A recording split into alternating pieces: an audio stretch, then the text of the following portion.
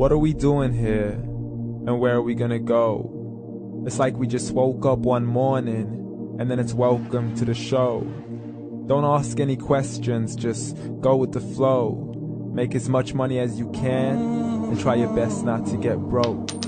Copy everything you see on the TV, from the hairstyles to the clothes, and don't think too often, just do exactly as you're told.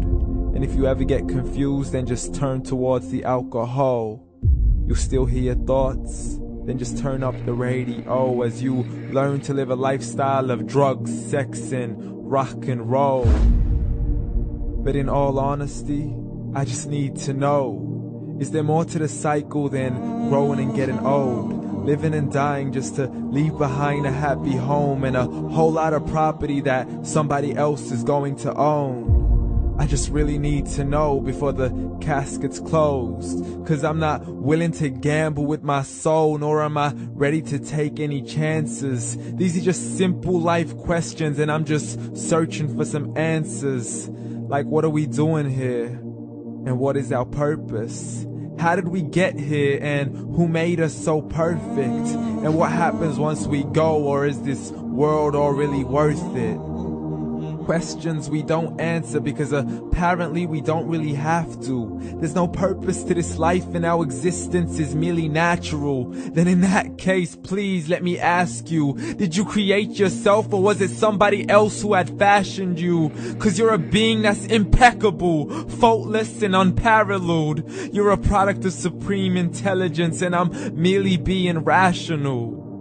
For there isn't a camera on this earth that can come close to the human eye, nor a computer that can compete alongside the human mind. And if the whole world was to come together, we wouldn't be able to create a single fly. So many signs, yet we still deny. As science tries to justify that all this could come from none, when it's a simple sum. 0 plus 0 plus 0 cannot possibly ever give you 1. So from where did all this order come? For everything has its origins, a maker, a creator of its own. I mean, the only reason you're watching this video is because somebody had to press upload. So we can believe in the Big Bang, but I'd rather believe in He who caused it to explode. Allah, the creator of everything along with every single soul. The ever-living, the master, the only one who is in control. Unlike his creation, beyond our imagination. And no, he's not a man, nor does he have any partners in association. He's on his own. And no, he did not ever leave us alone. Just like every manufacturer, he left us with an instruction manual. The Quran and Islam, and I'm sorry to jump to conclusions, but it's the only one possible.